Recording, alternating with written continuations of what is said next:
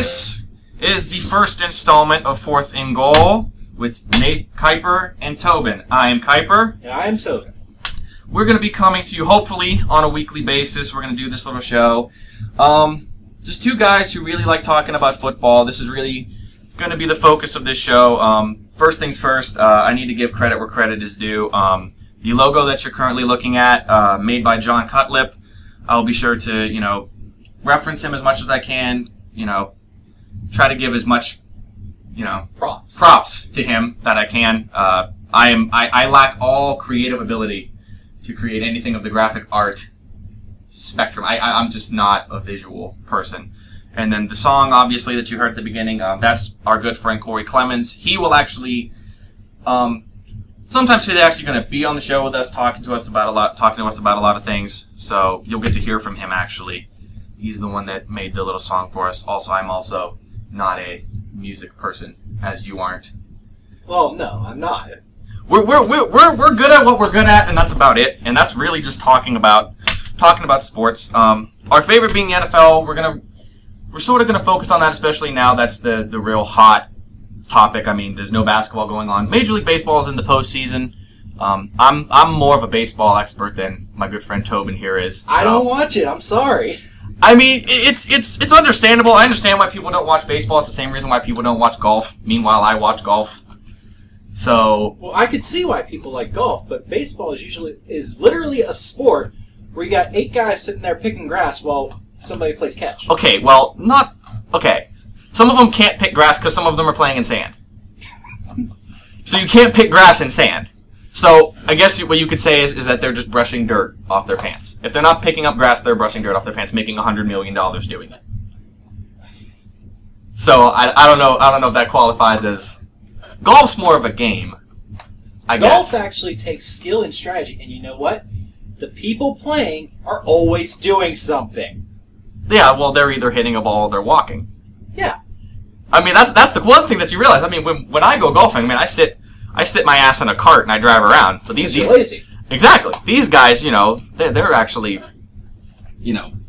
walking and carrying. Well, they don't carry their golf bags. God forbid that they carry their own golf bags. But that's the perfect example of exactly how the show is going to go.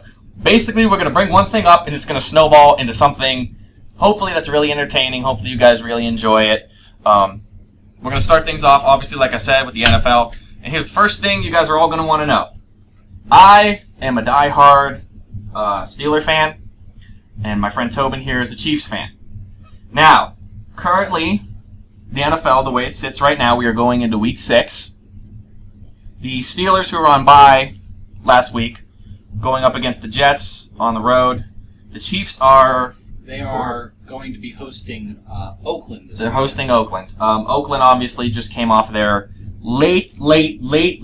extremely late Sunday night game. Did you stay up and watch that? I did not. I did. It ended at 2:30. 2:30? They actually said on Red Zone that was exactly when it was going to end, was 2:30. I watched the game on my phone. I game tracked it on my phone. And basically the way it went was I saw that Oakland was winning, and then I fell asleep. I really lost interest right at that point. When I saw that Oakland was winning, I sort of just gave up. They were winning. They had the lead the whole way.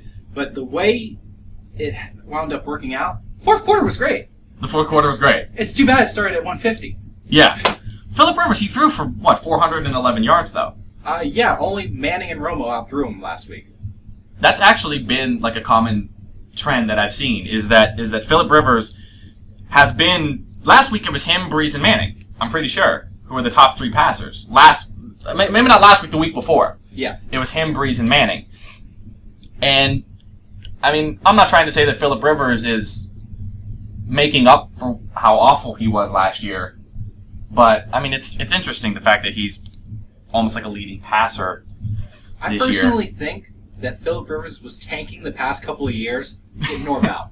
Just to get Norv Turner out. Yeah, that's awful because he ended up in Cleveland, and right now I'm hating Phillip Rivers for sending Norv Turner to Cleveland because now I have to watch Cleveland fans just parade around like they have Are you kidding me? Wait for it. That's all I gotta say is wait for it. Wait for what though? Wait for them to lose? Inevitability loves screwing with Cleveland. I'm inclined to agree because me and you watched the Thursday night game when Brandon Hoyer went out in the first quarter. And we were actually standing in the lobby of a Buffalo Wild Wings and we started laughing. I know, because it was hilarious. Meanwhile, you're wearing Browns gear. We live in Ohio. I understand that, but just to confuse absolutely everybody that was in that building, you're wearing nothing but Cleveland gear, and Brandon Hoyer goes down, and you're almost cheering with me. It was a Brady Quinn jersey, too. It was a Brady Quinn jersey, who, by the way, is currently making more money than Geno Smith. Just in case anybody doesn't know that. But anyway, getting back to what I said. I'm a Pittsburgh fan. You are a Chiefs fan. I tend to be a rather optimistic person. I went into this season telling numerous people, anyone that really asked me, when they would say, oh, well, how do you think Steelers are going to do this year? They ended on a really bad note last year, going 8-8. And basically I said I wouldn't be surprised if we went 12-4. But I also wouldn't be surprised if we went 8-8.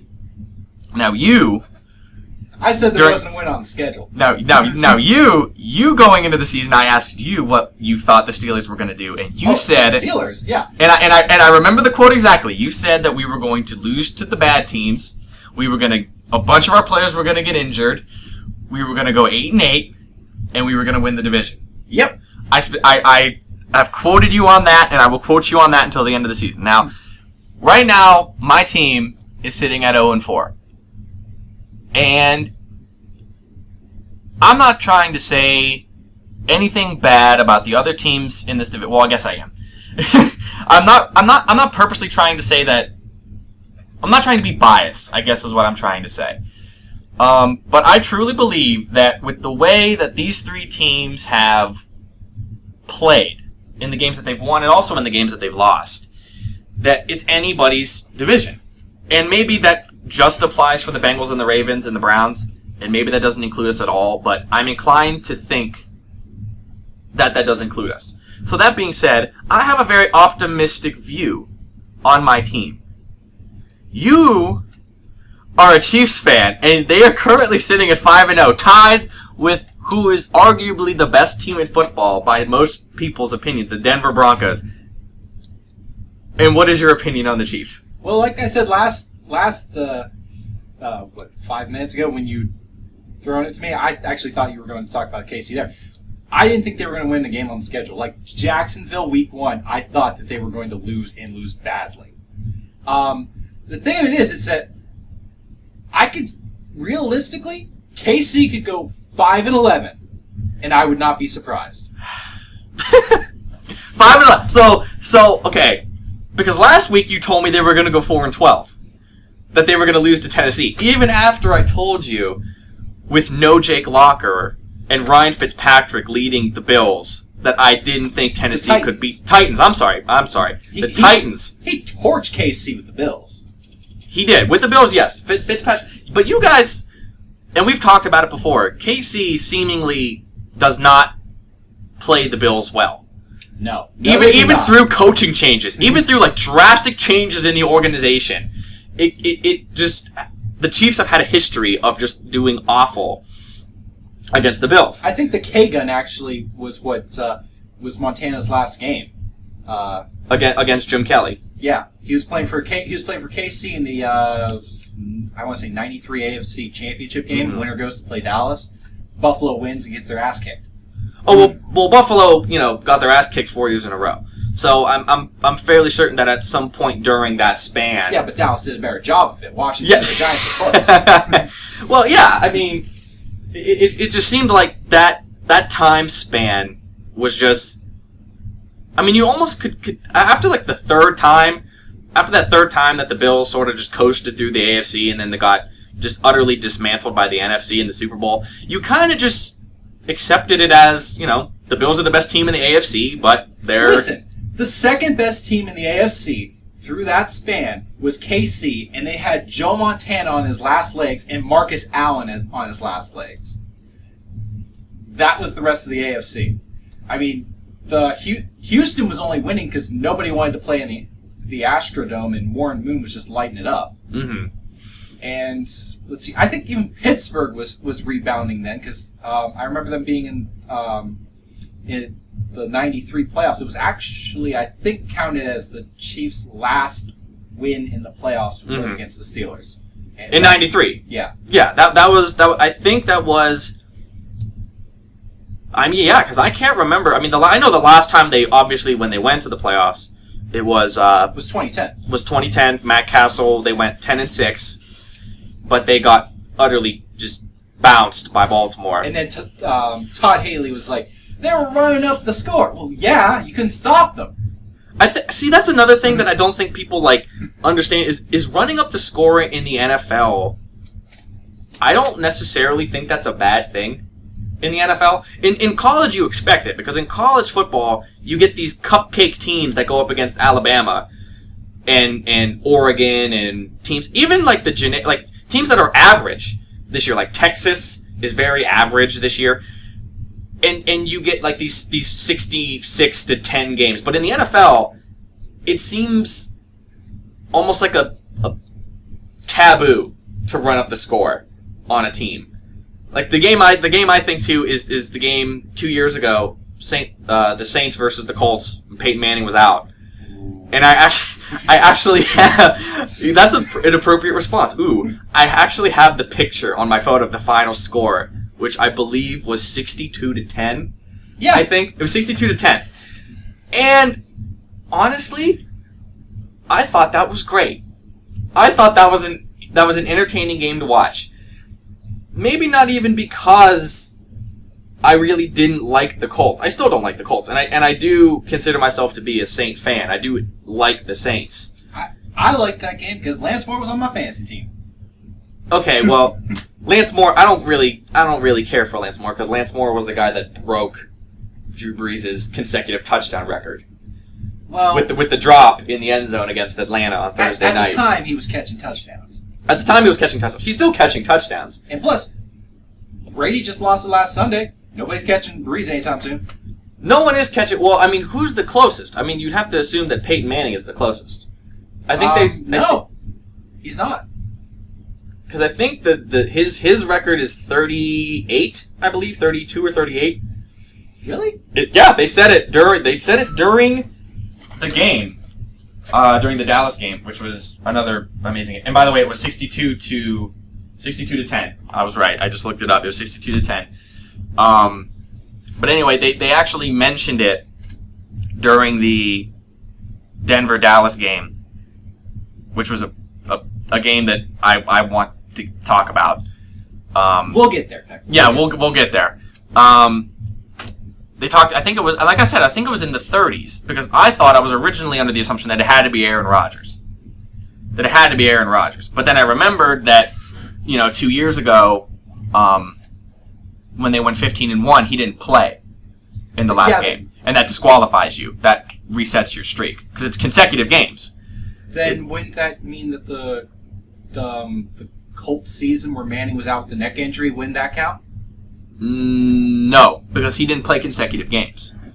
The minute you miss a game, I believe, that becomes you lose your consecutive streak. I think that I'm under. I thought that has to be it because otherwise I can't imagine that Peyton Manning, from his last season with the Colts, even though he missed all of I'm thinking with the consecutive game thing, I'm thinking it's consecutive games played with a touchdown because there's no reason Manning should be on that list because he only has, 16-5. He only has 21 games with the Broncos. So yeah, well then it couldn't be because I'm fairly certain they said it was in the 30s. Then it has to be going back to his Colts days. Yeah, which is still shocking because I can't because you said 21 games. That would mean that if the number was 32, that would mean the last 11 games that he played for the Colts, he had a touchdown, and that was obviously their 10-6 year, when they got beat by the Jets, and yeah, that was a that's a time span that I think we need to go back to and reflect on, which is the year that Mark Sanchez led the Jets to beat the Colts, led by Peyton Manning, and then to beat the Patriots, led by Tom Brady, in the playoffs in the same year, only to lose to Ben Roethlisberger. That's a time span that I don't think a lot of people remember. Like, when you say Mark Sanchez, people think of butt fumble. Well, the Sanchez has fallen ever since the butt fumble. Oh, well, I know. Well, the Sanchez fell even before the butt fumble. The Sanchez was over, after that year. Yeah, but that cemented his legacy. Like, everything before that, completely gone in the butt fumble. And in fact, that should still be on the not top 10. Well, they retired. Yeah, it should be, but, you gotta give other plays a chance. You gotta give some other plays a chance. What, like that high school play, the missed field goal, was that was the not top 10 leader the other day. The one where the high school team blocked the kick, and they went on celebrating, and the team picked up the ball and ran for a touchdown. Chris Carter on Monday Night Countdown did that as a come on man, actually. And I didn't know that was the not top 10. That was probably the best come on man so far of the year. Yeah, the Friday after Carter had that, it went on not top 10 as number 1, and it's been there ever since. But they're high school kids, man. Like, can we really give a not top? That's like a shameful. That's like a shameful thing. You're being broadcasted on ESPN, your team, as a bunch of just idiots because you didn't know that a blocked field goal means that the ball is live. Well, no, it's that they didn't know that it had to cross the line of scrimmage not to be live. That's the problem. That's coaching, not the players. Okay, so the not top 10 on ESPN is berating a high school coach. Brett Favre's a high school coach. My point stands. That there's another thing we have to make very clear, that I don't think there's a person on the planet aside from John Madden that is a bigger Brett Favre fan than you. So I think we need to make that very, very clear.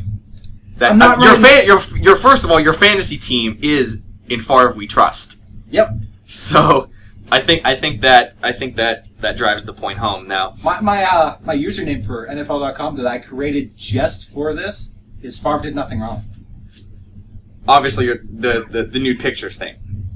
Yeah. You're talking about, have you seen her? The woman that he was sending those to? Jen, what's her name? Yeah, she was hot. Come on, man. You think Favre, he's a 40-year-old guy, and he has the gall to send this beautiful woman his, alleged manhood. Listen. Allegedly. I will throw that allegedly. If Favre's arm didn't fall off in December with the Jets, and they made the playoffs, she never would have said a word. That's debatable. The Jets would have paid to keep her quiet. Because that didn't come out until he left. I know. That didn't come out until towards his last year in Minnesota. That didn't come out. Yeah. So he went the whole first year in Minnesota, and then, the debacle that followed after that, the second year, when he hadn't fully recovered from the Saints beating him up. That was the thing, too. He was done. Childress sent people to beg him to play that season. Mm-hmm.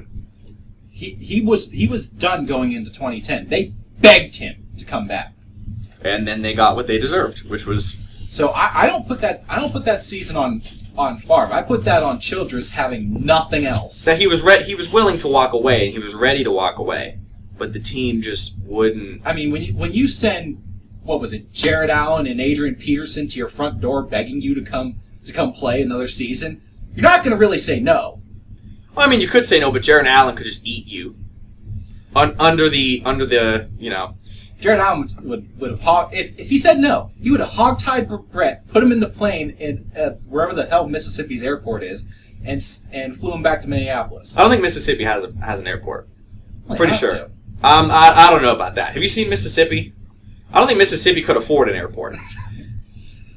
Now I'm gonna get someone from Mississippi oh, you're an ass. We have an airport. And I'm gonna get pictures of the Mississippi airport and I hope you do. I hope I do too. I hope I get, some picture of a Mississippi. See, I don't see why someone would think that negatively, to think that I don't like the fair people down in Mississippi. I've never been there, but I'm sure they're great people, They overweight good people, but they did kind of get the worst states in terms of, accepting people, but that's a different story.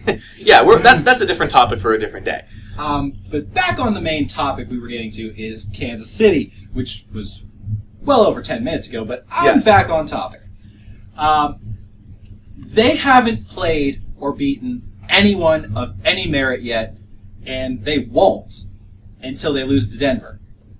You are absolutely... I'm not trying to say that they're going to beat Denver, but...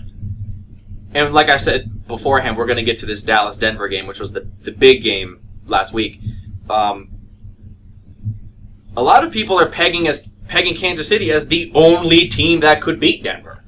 Well, let's go over the Chiefs' schedule real quick. Okay. The Jaguars are obviously, beating the worst team in football means that you can beat Denver. Ready for that? And we'll get into this. I don't think Jacksonville's the worst team in the NFL. I think the Giants are. The Giants scored a touchdown against Kansas City.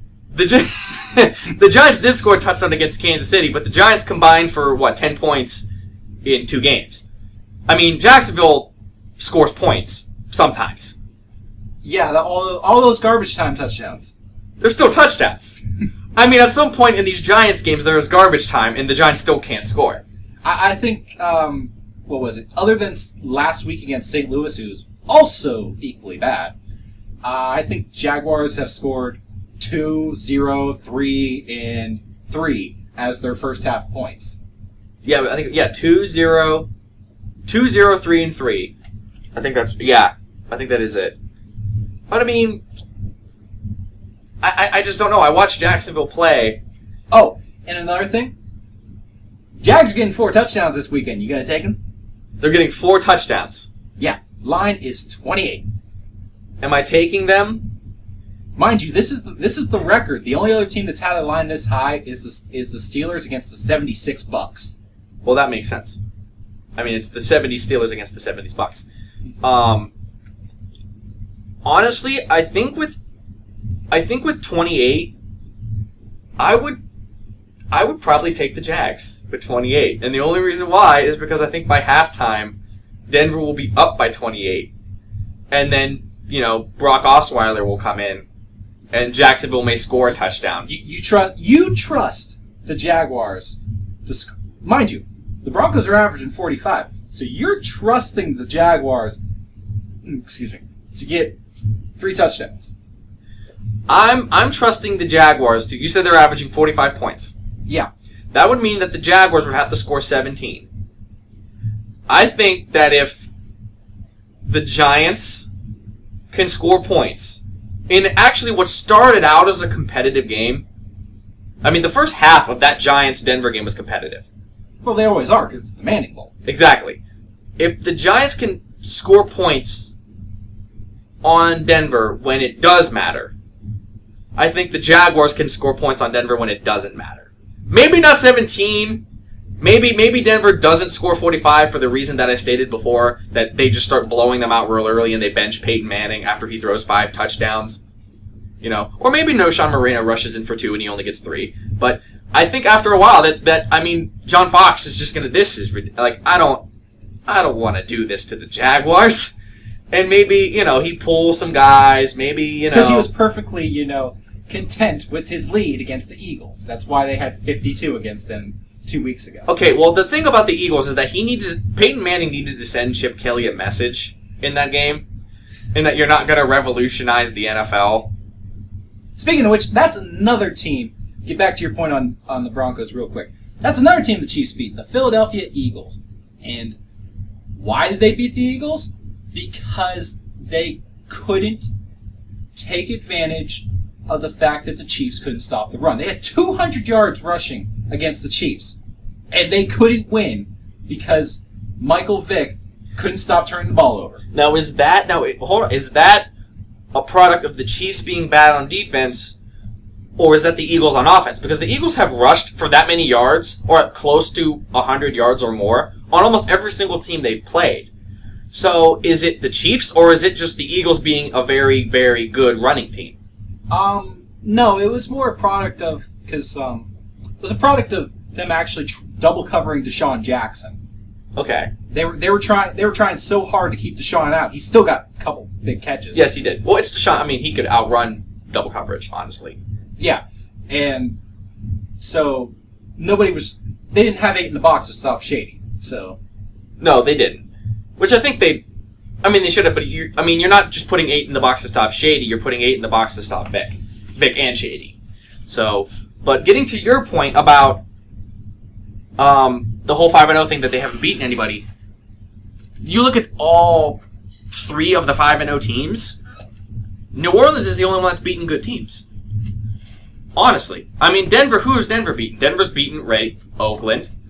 Denver's beaten Philadelphia. Denver's beaten Dallas. We really don't know how good Dallas is, but right now I'm going to write them off as a mediocre team. You know what? Here's something I want. Dallas to stop losing. Because they lose, my fantasy team loses. I know it's not causation, but it's sure in hell correlation. Yes, it's correlation. I mean, Dallas, I don't really care if Dallas if they lose, but as long as Romo and Dez Bryant are hooking up for 200 yards a game and a couple touchdowns, that really all that. That was another thing. Chiefs couldn't stop Dez. They couldn't stop. Well, they stopped them in the second half. No, that's the reason Dallas lost. Because Romo forgot Dez existed, and he he just forgot Dez existed. Yeah. And Miles, who, by the way, had his coming out game against Kansas City. That's Cowboys' record, 250 yards at Arrowhead. He was nowhere to be found either. It was like Romo gave up, and he just started feeding Witten. Yes. Which with Kansas City's linebackers, I think you can stop Witten much easier than you could stop Dez Bryant, Well, with the Chiefs, they've had years of covering Antonio Gates. So when Witten comes every 4 years, they got this. Yes, if you're going to trust one defense to cover tight ends, it's going to be the Chiefs, it's going to be Oakland, it's going to be Denver, because they're used to, like you said, covering Antonio Gates.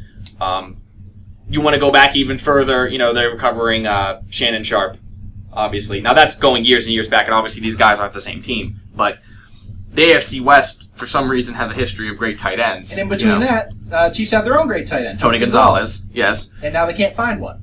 Yeah, now they can't find a great tight end. If you're going to give Jamal Charles the ball 50 times a game, you don't really need a great tight end. But he's injury prone when he gets a lot of carries. Mm-hmm. So, that being said, like I said, the 5-0 teams, like I said, Denver, if you want to really look at the teams Denver has beaten, do you want to say that Baltimore's the best? And if that's the case, Baltimore's not that great either. I mean, honestly.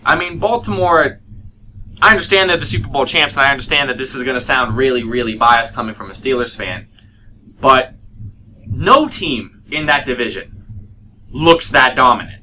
None of them. Honestly. So, and especially in that game, Baltimore sort of just beat themselves. The game was competitive. Denver was trailing at the half. No, you want to know what the problem is with the Ravens? They can't play after a delay.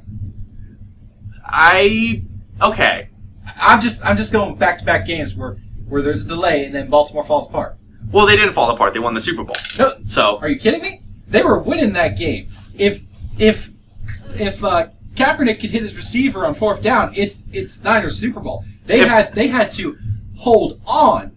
They were by the way, literally hold on. Literally, because Crabtree was held. I'm going to use your term literally to explain what happened, because you're giving Baltimore way less credit.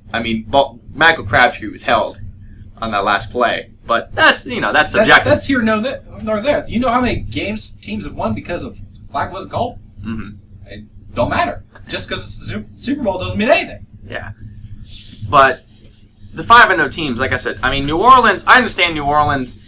They beat Atlanta, and everyone's writing off Atlanta as a bad team. I'm not. Atlanta is just having some really bad luck right now. Atlanta, this is the way I view it. Last year, Atlanta was the best team in football record-wise. Yeah. But what a lot of people were giving them credit for was winning the close games. This year, they're losing the close games. They're basically losing the games that they won last year. All those coin flip games that Matt Rice was winning. Exactly. All the coin flip games that, Matt Ryan is leading them down the field, and, Matt Bryan is kicking a field goal to win the game. Now they're on the receiving end of that. The Jets are kicking field goals to beat them. The Dolphins are kicking field goals to beat them. The Saints seem to me to be the only 5-0 team that have played and beaten quality opponents. That being Miami, who I think is a very good team. I think Miami's a good team. And Chicago, and the reason why I'm giving Chicago the nod, even though they're a 3-2 team and they're very inconsistent, is that they did it in Soldier Field. Which, if you want to go from an indoor team to playing an outdoor team, what's the worst outdoor place to play? Heinz Field. When the Steelers are good. When the Steelers are good, it's Heinz Field. But and by the way, I am not considering CenturyLink as an outdoor stadium because that place is not outdoor. I don't care what anybody says. There was no place that place. Seattle. No, that doesn't count. That's a half dome. That's like playing at Texas Stadium. Exactly, it's a half dome. It's a half dome, and the fact that every single person that goes to CenturyLink Field actually has two mouths. The people in Seattle actually have a mutated mouth that's on the other side of their head that they can shout equally as loud out of. That is the only way that you can logically explain the amount of noise that is generated in that place. So we're ruling out Seattle as an outdoor place to play. Well, if you're going on noise and considering noise, top 3. Arrowhead? No particular order. Arrowhead, the Superdome, and Quest Field. I'm not calling it CenturyLink. Fields based on how bad the turf is. Heinz Field, Soldier Field, and wherever the hell they're calling Washington's place. Yeah, whatever. FedEx Field. Okay. It's FedEx Field. It's Landover. Yeah, Landover, whatever. But yeah, Soldier Field is just notorious for being awful condition. They got the wind too. The wind, even though I'm not exactly, I don't remember what the weather forecast for that game was, but you look at it, it's normally cold, so I view that as a very hard place to play outdoors if you are an indoor team. And the Saints are notorious for struggling outdoors. And watching them play Chicago as well as they did, I think that's a quality win. I think that's a very impressive win. So, who's the best 5-0 team? On paper, it's Denver. I really don't think you can't give it to Denver, but if I'm putting Denver and New Orleans on a neutral field, like the Meadowlands, or the Meadowlands, whatever you want to call it, I'm calling it the Meadowlands, putting them on a neutral field right now, I think I take the Saints right now. That's just the way I look at it. I would, except Denver's going to be playing their playoff games at Mile High. They're going to be way, way, way, way used to being colder than it gets at the Meadowlands. Yes. New Orleans, no matter how good they play, they still have to travel to an outdoor stadium. Upstate. In February. And Farmer's Almanac, scheduled snow. So, that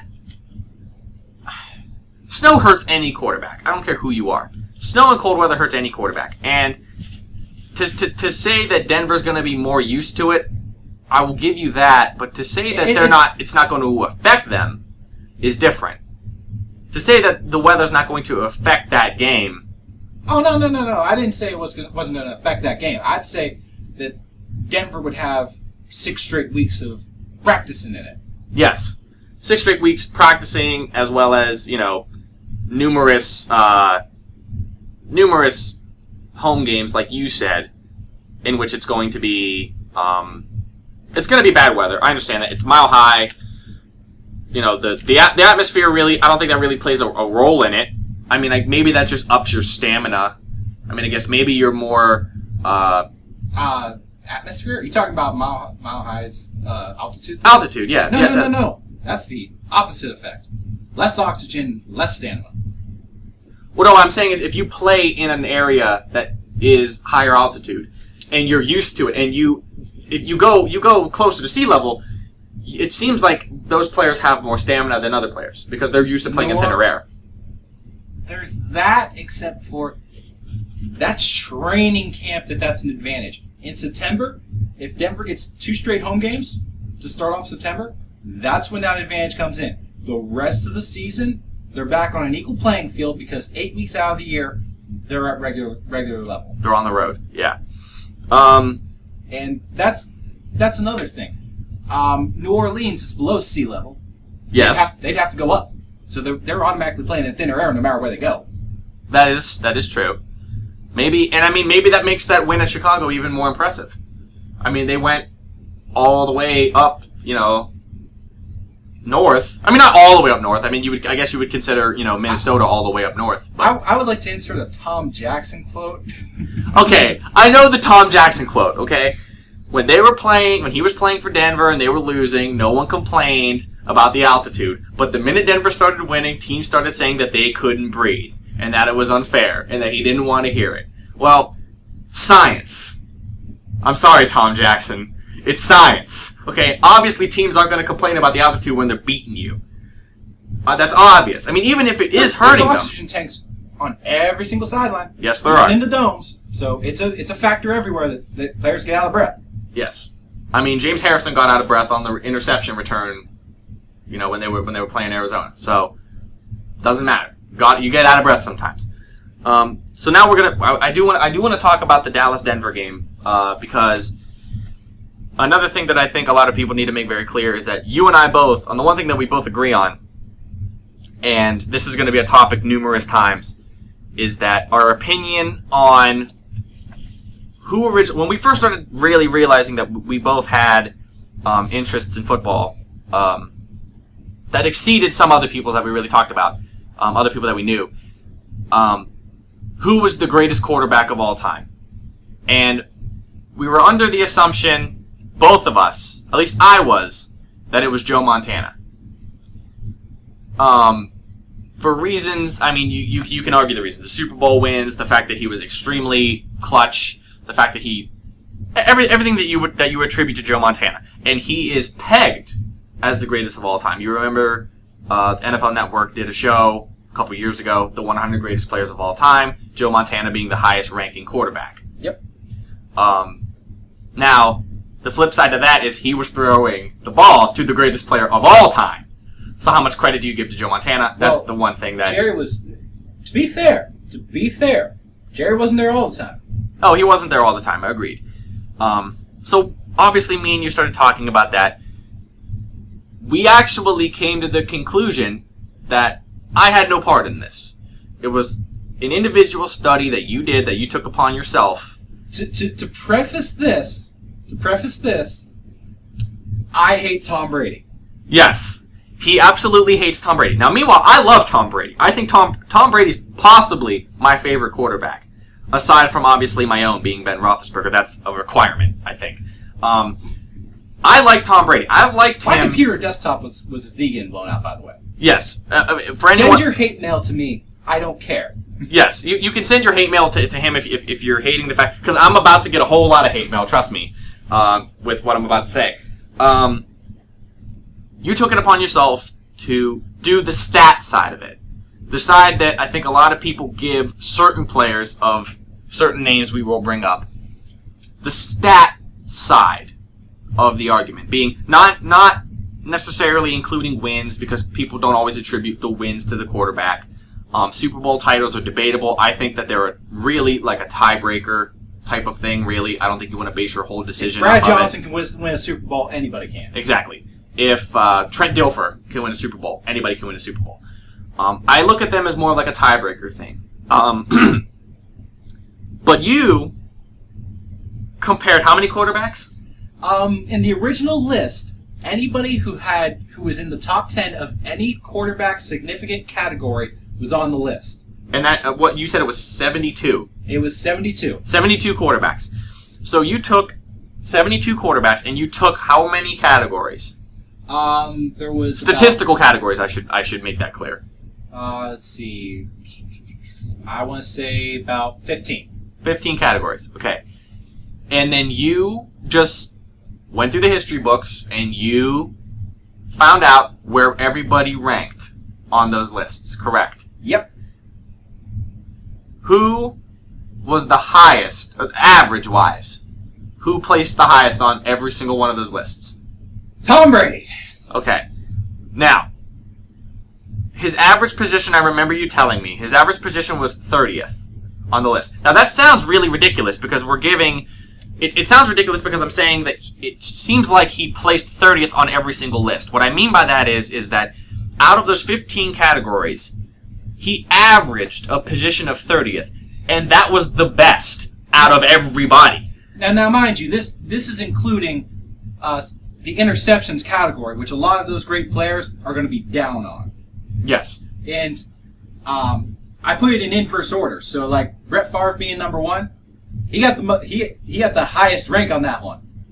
Well, technically the lowest. Yes. But his average went up the most from that category. Exactly. So if you have low interceptions, your ranking would obviously go up. If you have high interceptions, your ranking would obviously go down. Yeah, it's like the 10 lowest interception total quarterbacks.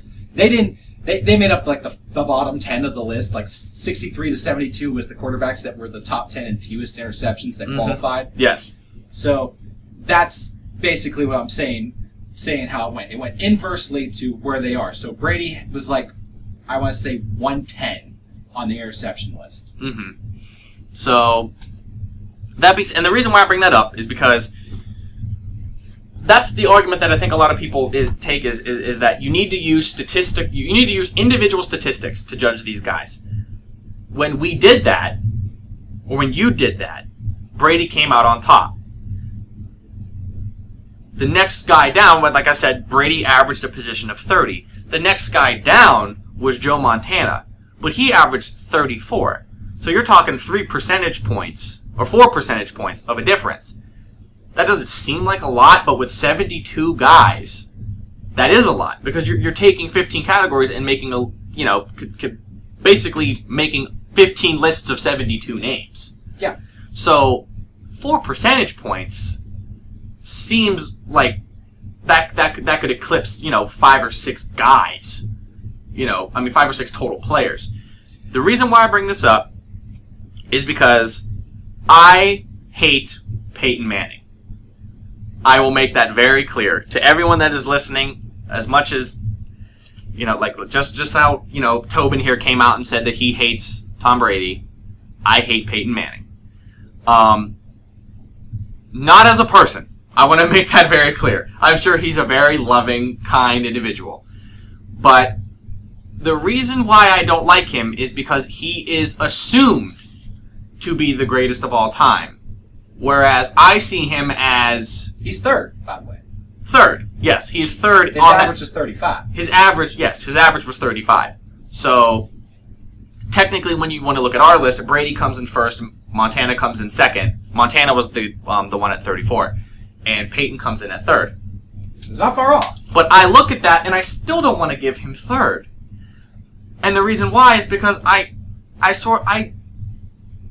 can think of maybe 4 or 5 guys that I like more. That I like the quarterback more than Peyton Manning. Well, yeah, that's your opinion. I understand that that's my opinion. My opinion, I would have been Montana, Favre, Aikman, and it ain't happening. Oh well, no, I assume that Favre would top most of the list, but then would also, like you said, inversely, he leads the league history in interceptions. Yeah, his interception rank, he's 10th because of his interception rank. Yes, that's made very clear. So, my hatred for Peyton Manning is more along the lines of I don't think he deserves the title of the greatest of all time, and obviously, like I've said before, this will be a reoccurring topic of discussion. That I guess I have to make my opinion more clear because right now I just seem like an absolute moron. And I promise, I have a legitimate argument. Well, let's get to breaking down the game, and you point out where they screwed up.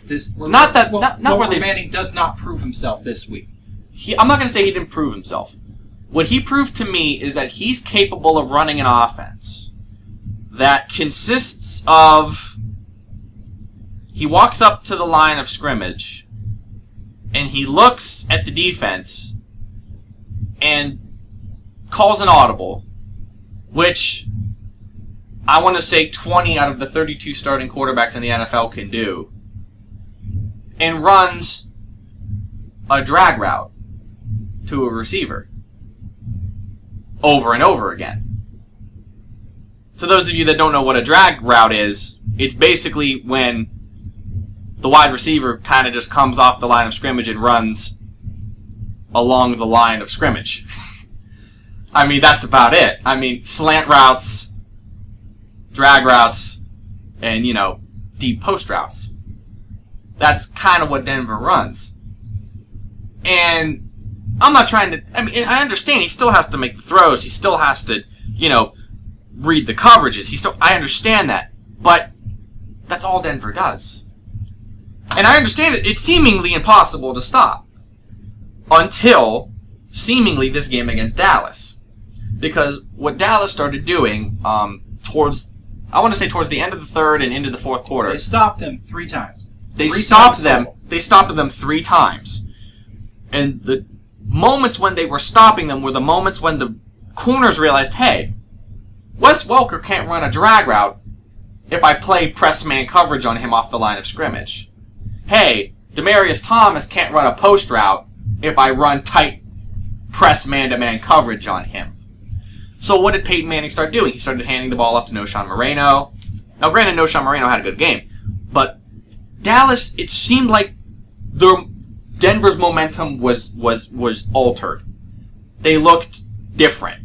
Like they looked like a team that Peyton Manning wasn't able to do what he normally liked to do.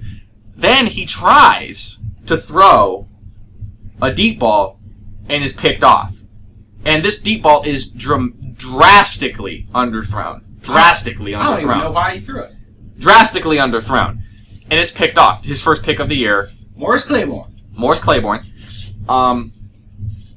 That to me, and I understand it's one interception compared to the 20 touchdowns that he's thrown this year. But I try as hard as I can to read in between the lines of all this stuff so that I don't sound like I'm making an uneducated statement. To see a team run the same seemingly 3 to 4 plays over and over again, but he's seemingly just throwing it to a different guy every time, and then they're forced to do something different and they fail, that strikes me as something, as a weakness. That strikes me as something that other teams are going to exploit now. You know what this team is? This is 2004 Colts. Yes. This is the 2004 Colts. The 2004 Colts played the Chicago Bears in the Super Bowl. No. Oh, I'm sorry. I'm thinking of the wrong team. No, that's the 2006 Colts. 2006 that went Colts. 10-6 and had to ride Adam Vinatieri to the Super Bowl. Agreed. And they played arguably the team that qualified the least to make it to a Super Bowl, which was the Devin Hester riding Bears. No. I will not accept that. Kyle Orton, oh my god, as a rookie, oh my god, led them to the playoffs, and they benched him in favor of Rex Grossman, who threw interceptions. Oh my god, the original RG3. I'm giving that team to Devin Hester.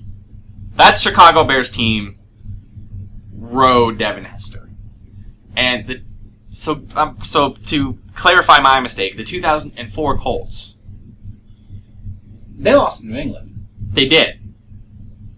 Now, I don't think that will happen again, because New England is a completely different team. But my point is it's a copycat league, obviously. No one really knew how to stop Denver. Dallas didn't know until halfway through the third, thinking, oh, if we just play man-to-man on these guys, it will disrupt him, and they're forced to run the ball.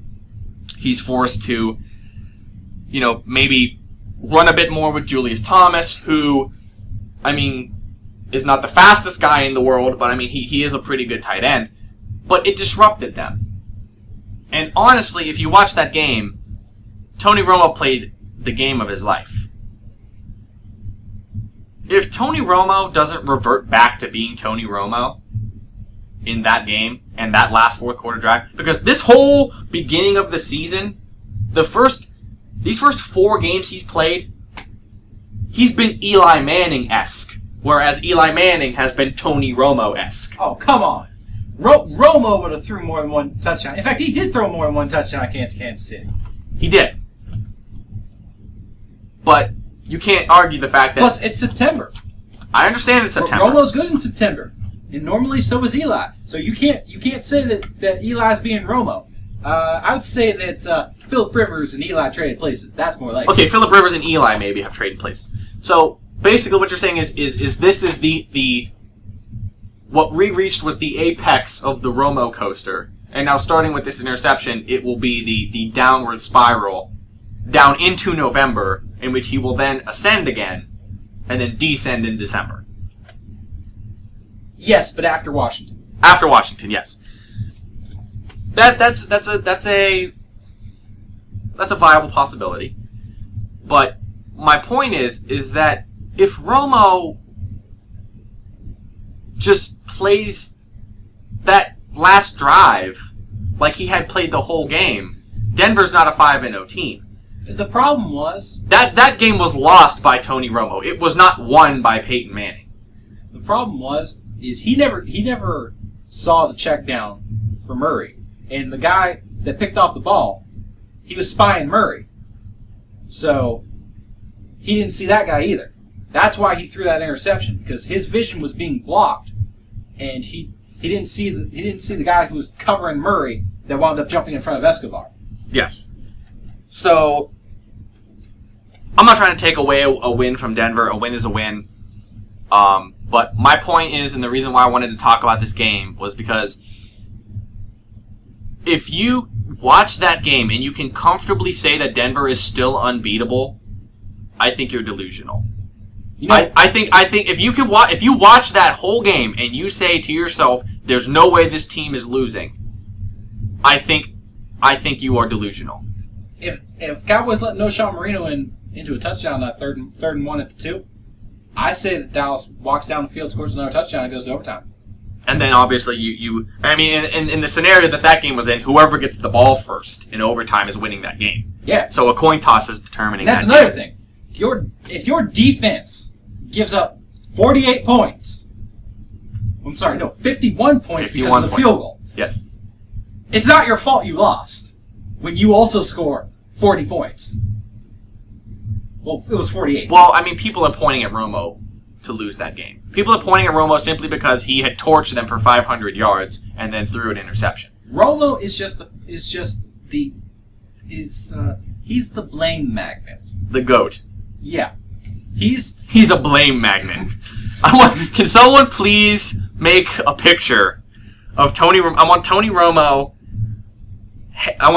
head photoshopped onto a magnet, blame magnet, and just have all the ridicule that Tony Romo is receiving. I don't like Tony Romo, but Tony Romo is a fantastic quarterback as far as numbers go. But I wouldn't want him to lead a team to a Super Bowl because I don't think he can. Well, how about this? The same scenario, except for Doomerville comes up and blindsides Romo for a strip sack, and Denver wins that way. Romo's still getting blamed. Agreed. But I don't blame Romo. Personally, I don't blame Romo. He still gets the flack for it, but I personally don't blame Romo. That play, him not seeing the check down, is not DeMarco Murray's fault. It's Tony Romo's fault. I'd say it's more the Lions' fault since he was going to get sacked. You can't. You need to give your quarterback 3 seconds. Yes. Or if you're Peyton Manning, 1.5. Romo. Or I should say Mike Vick, because Mike Vick also throws the ball very fast. But Romo on the previous play was basically took the snap and started running back. Because he got sacked immediately. On the second play, the protection was breaking down early again, and that's what forced him into the check down. Escobar was the middle check down. And he threw it to Escobar. Didn't know the guy was there. That's not exactly taking all the blame away from him, but there have been a lot more games that have been blamed on Romo that shouldn't be blamed on Romo. Agreed. Than this one. And this one really shouldn't be his fault. Agreed. For everything he did, one interception. Manning threw one interception.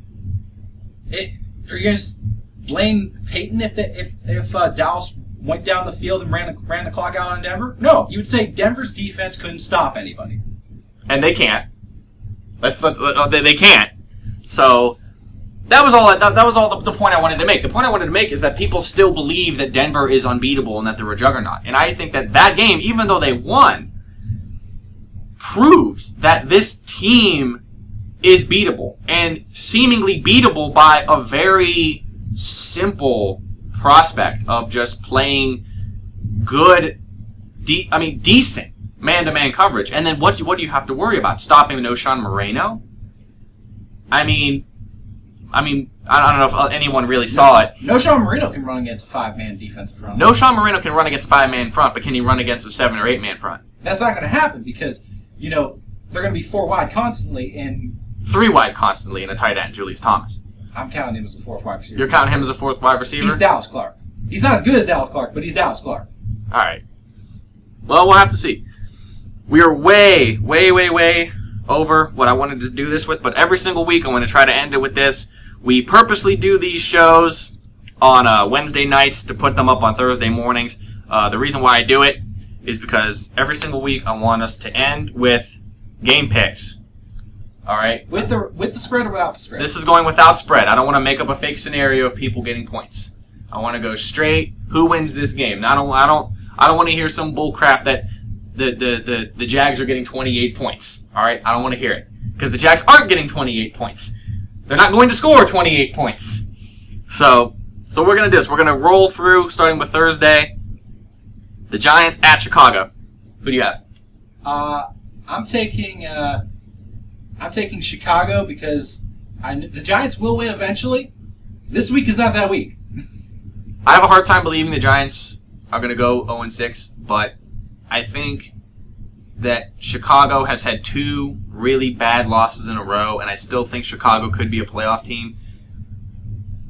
That being said, Jay Cutler probably is going to torch the Giants for a lot of yards. So I'm gonna go with the Bears also. Sean Jeffrey kid. Yes. Baltimore and Green Bay. Wow, that's actually a pretty difficult pick, but I'm gonna go with the Packers because, frankly, they got a better receiving core. I'm also gonna go with the Packers. I don't think it's been confirmed yet whether or not Jacoby Jones and Marlon Brown are gonna play for Baltimore. So if that's the case, Baltimore's not gonna outscore Green Bay. Cincinnati at Buffalo. Now, I'm not going to get flack for this because I'm not taking Buffalo. I was thinking about taking Buffalo, but then I remembered they're only good until the end of September. Well, I just checked my watch. It's October. It's October. I'm taking the Bengals. I'm taking the Bengals too. Detroit at Cleveland. Detroit. Let's Calvin move on. If he's Calvin Johnson's playing, I understand Joe Hayden's great. Calvin Johnson's got like a foot on Joe Hayden, and that's when he's not jumping. All right, I'm sorry. Detroit. I'm sorry. St. Louis at Houston. First of all, let's have a sub question to this. Will Matt Schaub play? Maybe. Maybe. I don't know. He's questionable to play, but he kind of wants to extend his own record. Yes. But I don't care who plays. They can go re-sign Jake Delhomme for a week. They're winning this game because St. Louis just can't. They're not good. They were the St. Louis Steven Jacksons for a reason. Yes. They have nothing. And now they're the St. Louis kind of Tavon Austins. When we decide to throw the ball to him, I'm going to go with Houston too. All right, Oakland at Kansas City. At Kansas City. At Kansas City. Oakland has won the last 6 at Arrowhead. I'm taking the Raiders. The Raiders have won the last 6 at Arrowhead. That streak ends. I'm picking Kansas City. Carolina at Minnesota. So a game that no one really cares about. But we have to pick it. Carolina, Minnesota. Who's starting? They picked up Freeman. Is he getting the start? I don't believe he's. I'm under the assumption that Matt Castle is going to start. I don't think that they would bring Josh Freeman in the way he went out in Tampa Bay and start him immediately. If they do, I will gladly pick Carolina. But if as it stands right now, I'm picking Minnesota. I'm going to take Minnesota too, and I will continue to pick Minnesota until Matt Castle sits, because if there's one thing Castle can do, is he can throw the ball when they're putting 8 in the box. And they're going to do that on him. All right, Pittsburgh versus the Jets. Jets. Jets, Jets, Jets, Jets. Geno Smith will run. Well, he won't run, but he's going to throw for at least 200 yards, 2 touchdowns, and maybe a pick. Last time I checked, rookie QBs don't do well against Dick LeBeau defenses. That's all I'll say. Last time I checked, the Steelers haven't won a game yet. Moving on. Philadelphia, Tampa Bay. Is Vic playing? I doubt it. Knowing Mike Vick, even if he does play, I don't think my pick changes. I like Philadelphia in this game. I think Tampa Bay still stays winless. I'm going to pick Philadelphia too, and that's because either way, it's pretty much just going to be handing off to LaShawn McCoy. Yeah. Well, granted, Tampa Bay's got a pretty good run defense, but we'll see. We're going to skip Jacksonville and Denver. It's Denver, by the way. We're going to skip Tennessee because it's in Seattle. Okay, rule of thumb here for us. If Seattle is playing at home, we're picking Seattle automatically until proven otherwise. Yes, if Seattle's at home, in my opinion right now, after Seattle won that first game against Carolina, they were 9-0. Honestly, I can't see this team losing at home unless their last game is a home game, which I'm not sure of, and the game doesn't mean anything. Maybe they bench their starters and they lose. New Orleans at New England. Does New Orleans finally lose a game after that horrible performance by the Patriots last week? I'm going to say that New England bounces back, because if there's one thing Tom Brady does, is he knows how to bounce back after a bad game and just run over whoever he's playing. It doesn't matter who he has. I think that Brady throws 3 touchdowns in this game, no interceptions. Patriots win 28-20. I maybe I'm on cloud 9 from that Chicago win, and I'm just thinking that the Saints can beat anybody, but I'm going to go with the Saints. I'm not really going to get high on New England until after their bye week, because as we all know, Bill Belichick after a bye week, I don't think he's lost since the Jurassic period. I really don't think so. After a bye week, at least. Arizona at San Francisco. That include Cleveland? No. Arizona at San Francisco. Is it in Arizona? No, I said it's at San Francisco. At San Francisco, I'm taking the Niners. I'm going to take the Niners, too. Washington at Dallas. I already made my case for the Cowboys winning this week. And I'm going to make my case for the fact that it is no longer September, so I'm going to pick Washington. I think Tony's in for his downward spiral into November, and then his play is going to pick up again. Final Monday night game, Indianapolis, who, by the way, I'm going to make this very clear, and this is another one that's probably going to not go over very well. Before this season started, now this is prior to the Richardson trade, I had Indianapolis going to the Super Bowl. And that's going to sound really funny. I understand that. A lot of people are really, truly believe it was going to be Denver. I truly think it could be Indianapolis. So that being said, Indianapolis versus San Diego in San Diego. Indy going cross-country, almost. I don't care. I don't care. I don't care. After San Diego lost the inaugural Monday morning football game, I don't trust them. I'm taking Indianapolis. I'm going to take Indianapolis. They're my Super Bowl team this year. All right. We are well over our time slot, what I wanted to try to do. But hey, if you guys like this length of time, if you thought it was entertaining, we'll try to keep it up for you. We're going to try to come to you every week.